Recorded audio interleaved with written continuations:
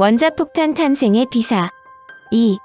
1942년 12월 2일 모든 준비가 끝나고 오전에 연구진과 참관단이 스쿼시 코트의 북쪽 끝에 있는 발코니에 모이자 페르미는 곧 보여줄 작업에 대해 설명했다. 지금은 중성자를 흡수하는 카드뮴 봉이 안에 들어있어 원자로가 작동하지 않습니다. 봉은 하나만 있어도 연쇄 반응을 막기에 충분합니다. 따라서 우리가 처음 할 일은 조지 와일이 맡고 있는 하나만 빼고는 모든 제어봉을 제거하는 겁니다. 다른 봉들과 같이 빼낸 이 봉은 자동으로 제어됩니다. 만일 반응의 강도가 정해진 한계가 넘으면 이 봉은 자동으로 원자로 속으로 다시 들어갑니다. 이제 실험이 시작됩니다.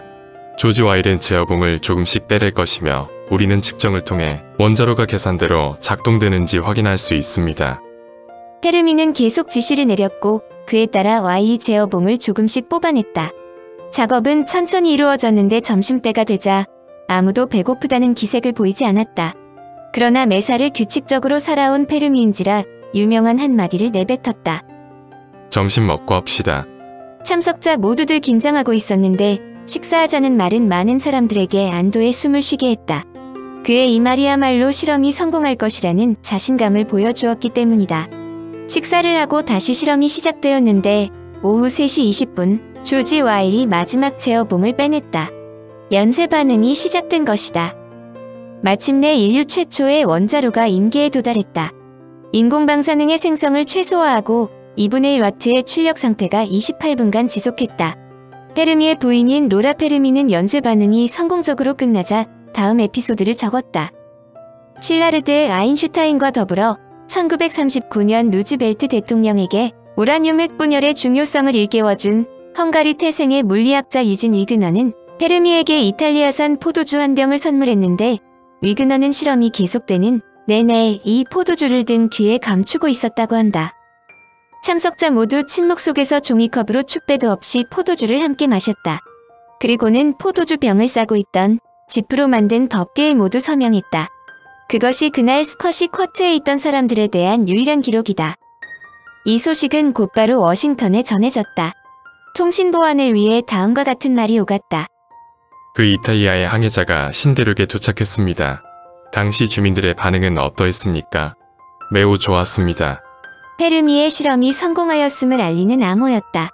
고지어 알곤 원자력 연구소의 출력 100kW의 제2원자로 그리고 워싱턴주의 헨포드에 폭탄 제조용 플루토늄을 본격적으로 생산하는 원자로가 건설되었다.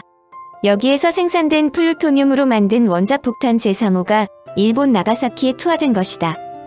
참고적으로 플루토늄은 자연계에 극미량 존재하기 때문에 발견조차 어렵다. 그러나 1940년 캘리포니아 대학의 시보그와 맥밀런이 우라늄 238의 중수소를 충격시켜 합성시키는 데 성공했고 이후 인공합성으로 대량 생산이 가능하여 결국 원자폭탄으로 제조된 것이다. 플루토늄 239는 느린 속도로 중성자를 충격하면 강력한 방사선과 중성자를 방출하면서 연쇄 반응을 일으킨다. 플루토늄 239의 반감기는 24,110년이고 우라늄 235로 변한다. 시보그와 맥밀런은 이에 대한 공로로 1951년 노벨 화학상을 수상했다. 페르미의 실험이 성공하자 본격적인 원자폭탄을 제조하는 계획이 착수되었다. 계획은 비밀을 유지하기 위하여 뉴멕시코 사막 로스앨러모스에 건설된 원자탄 연구소에서 진행되었다. 오펜하이머가 소장인 이 연구소에서 진행된 원자탄 개발 프로젝트가 바로 유명한 맨해튼 계획이다. 맨해튼 계획을 실무적으로 총괄 주도한 사람은 전기공학자 베너버 부시였다. 부시는 전 미국 방개발위원회의 초대 의장이었는데 1941년에 신설된 대통령 직속 과학연구개발국의 장으로서 미국의 전쟁 연구개발 체제를 총괄하고 있었다. 부시의 주도 아래 1941년 11월 원자폭탄 개발 방향이 제시되었는데 마침 일본의 진주만 공습이 있자 11호의 당시 부통령 월러스가 참석한 회의에서 부시가 제안한 원자폭탄 개발 계획이 승인되었다. 맨하튼 계획에는 일일이 거론하기 어려울 정도로 많은 노벨상 수상자들이 참여했다. 보어, 제임스 프랑크, 콤프턴, 유리, 체드윅, 흡슨, 페르미, 로렌스, 라비 등등이다. 그러나 미국이 원자폭탄 개발을 촉구하였던 아인슈타인은 참여하지 않았다. 4,500여 명의 과학자들이 참여한 맨해튼 계획은 많은 노벨상 수상자들이 참여했지만 노벨상의 등용문으로도 유명하다. 블랙킷, 맥밀런, 코크로프트, 세그레, 리비, 위그너, 파인먼, 베텔, 아게 닐스 보어, 램지 등은 로스 앨러모스 연구소 출신의 노벨상 수상자들이다. 원자폭탄 개발 계획이 승인되자 맨해튼 계획은 실무 책임자로서 육군성의 그로브즈 장군이 임명되었다. 극도의 기밀 유지를 위해 각 개인들의 이름이 사라졌고 이 연구소에서 일하는 모든 사람들은 전쟁이 끝나더라도 6개월이 지난 뒤 그곳을 나갈 수 있다는 서류에 서명해야 했다. 그래서 이 연구소는 노벨상 수상자의 강제수용소라는 별명을 얻기도 했다. 모든 사람의 가슴에 붙은 배지 번호가 이름을 대신했는데 오펜하이머 소장의 번호는 47이었다. 주소도 암호로 사용했다. 로스 앨러모스라는 지명은 대통령의 명령으로 미국에서 사라졌다. 우편물은 모두 한 곳에 모아졌고 전부 개봉되었다. 전화가 도청되는 것은 물론 모두 녹음되었다. 비밀은 철저하게 지켜졌다.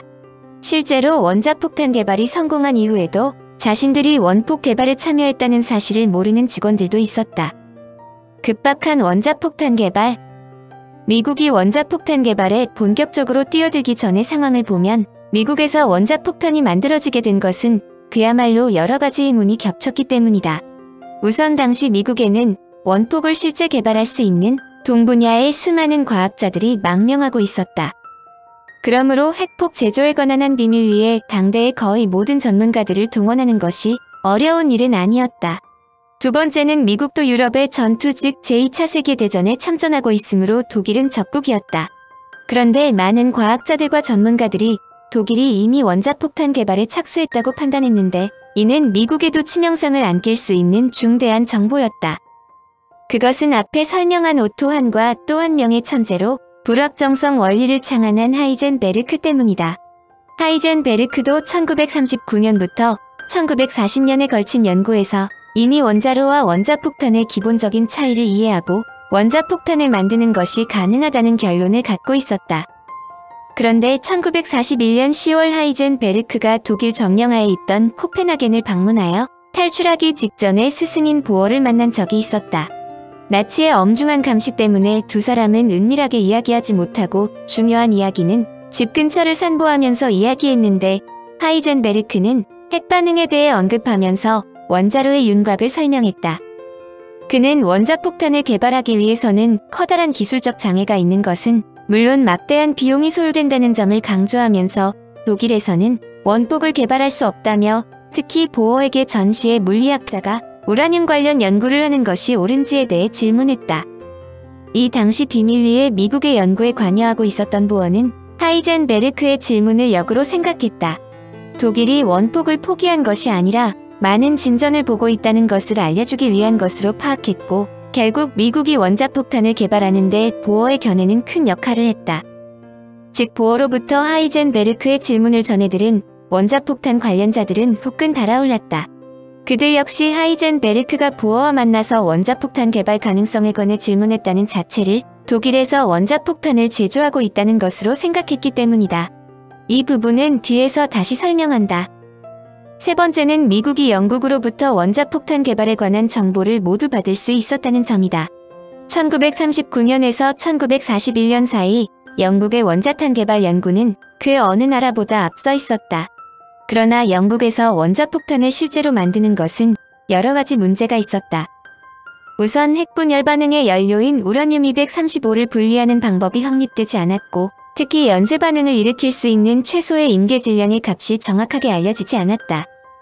이런 문제의 돌파구를 연 사람이 1940년 영국에 망명 중이던 브리시와 파이얼스다. 그들은 이론적으로 약 10kg 정도의 우라늄 235만 있으면 원자폭탄을 만들 수 있는 임계 질량이 되며 더욱 정체 기반자의 입맛에 맞는 것은 원폭을 항공기에서 투하할 수 있다고 계산한 것이다. 그들은 가장 당면한 문제점인 우라늄 235를 분리하는 방법도 제시했고 원폭을 제작하는데 약 2년밖에 걸리지 않을 것이라고 결론을 내렸다. 영국 정부는 그들의 연구 결과를 토대로 원자무기 개발을 위한 위원회를 구성했는데 이것이 모드위원회이다. 이 위원회가 모드위원회로 알려진 것은 1941년 7월에 비밀리에 보어가 영국에 보낸 전보에 모두 양에게 안부를 전해달라는 부탁을 했는데 영국 물리학자들은 이 전문이 암호로 독일이 원폭을 개발하고 있다는 내용이라고 착각했으므로 모드 위원회로 붙인 것이다. 여하튼 위원회에서는 원폭을 제작 중인 독일이 먼저 원폭을 제작할 가능성이 높다고 생각했다. 그러나 영국은 기초연구의 기반을 갖추고도 원자탄 생산 공정을 향해 더 이상 나아갈 수 없었다. 특히 영국은 독일의 공격에 취약했다.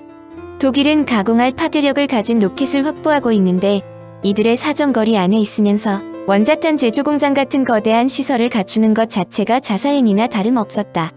그러므로 영국은 우라늄뿐만 아니라 플루토늄으로도 원자탄을 개발할 수 있다는 내용 등이 잠긴 1급 비밀들이 담긴 모드 위원회 보고서를 미국에 넘겼다. 영국으로부터 자료를 넘겨받은 미국은 크게 자극받아 원폭 개발에 관심을 기울이고 있는데 마침 새로운 발견이 줄을 이었다. 버클리 대학의 로렌스는 자신이 만든 입자가속기 사이클로트론으로 우라늄 235와 우라늄 238을 분리하던 중 예기치 않게 우라늄 238이 플루토늄으로 변환되는 것을 확인했다. 이 발견은 우라늄 238도 원자탄의 원료로 사용할 수 있다는 획기적인 군사상의 발견으로 미국 대통령을 비롯한 정책 책임자들을 설득시키는데 문제가 없었다.